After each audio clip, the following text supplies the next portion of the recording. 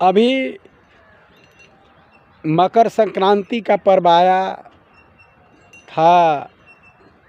ये माघ एक गते विक्रम संवत माघ एक गते मकर संक्रांति हुआ और 14 जनवरी जिसे मकर संक्रांति के रूप में हम भारत नेपाल के लोग मनाते हैं।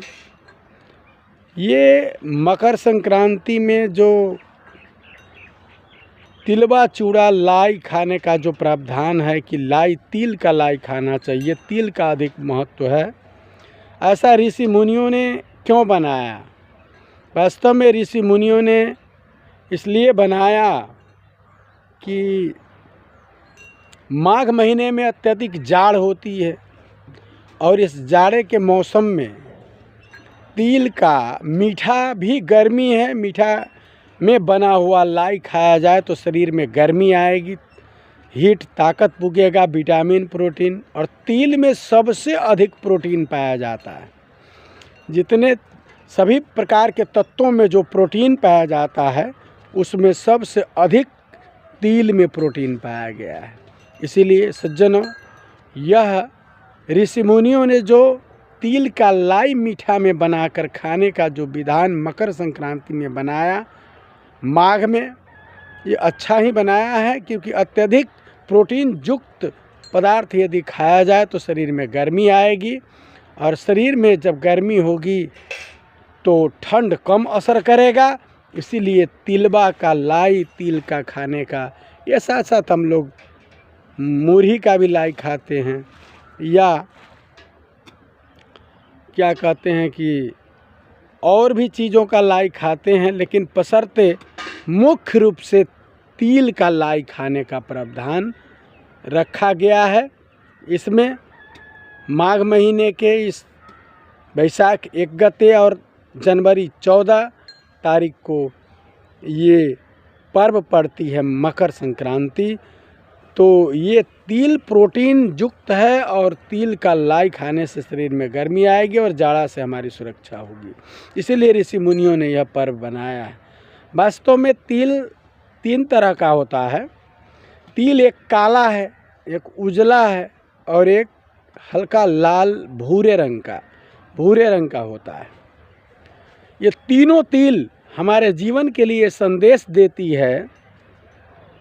काला तिल जो है वह यह संदेश दे रही है कि हमारे जीवन में छोटे छोटे तिल, कितना छोटा दाना होता है, हमारे जीवन में छोटे छोटे जो तिल के तरह जो छोटे छोटे हमारे काला तिल काला होता है, तो काला तिल जो छोटा छोटा होता है हमारे जीवन में जो छोटे छोटे बुराई है, जो छोटे छोटे काला अवगुण है, उस काले काले अवगुणों को जो छोटे छोटे हैं हमें निकाल फेंकना चाहिए और हमें सद्गुरु के शरणों में दान कर देना चाहिए। इन अवगुणों को, छोटे छोटे काले काले तिल के तरह काले काले अवगुणों को एक एक करके निकालते जाना चाहिए। और यदि हम सारे अवगुणों को निकाल पाए तो हम समृद्धशाली और मन के मजबूत और मन के बहुत ही बलवान हो जाएंगे और हमारा जीवन सुखपूर्वक चलेगा। तिल का दूसरा रंग होता है भूरा रंग। भूरा रंग का मतलब काला से थोड़ा साफ। तो जब हम धीरे धीरे सत्संग सुनने लग जाते हैं, सद्गुरु के शरण में, संतों के शरण में रहने लग जाते हैं, तो धीरे धीरे सत्संग सुन करके हमारे दिल में जो कलाई है, जो काला है, हमारे मन में जो काला विचार है वो धीरे धीरे हटने लगता है। तो काला को धोइए तो एक बेर वो सफ़ेद तो नहीं होगा, तो फिर वो लाल पर भूरा रंग का कुछ साफ हो पाएगा, आधा मीडियम हो पाएगा और धीरे धीरे, इसलिए वह लाल रंग का तिल होता है। और एक तिल होता है उजला, बिल्कुल सफ़ेद। तो सत्संग सुनते सुनते, संतों के शरण में रहते रहते, संतों के संग करते करते जब हमारा मन, इंद्रियां और वाणी संयमित होने लगता है, जब हम सदग्रंथों का अध्ययन करते हैं। वास्तव में आजकल लोग अपने रहने के लिए घर बनाता है, ईंटा का, पक्का का घर, बिल्डिंग छतदार, और घर के चारों तरफ ऊंची और मोटी दीवार से बाउंड्री वाल देता है ताकि घर में चोर डाकू बदमाश नहीं प्रवेश कर सके, इसलिए बाउंड्री देता है ऊंचा।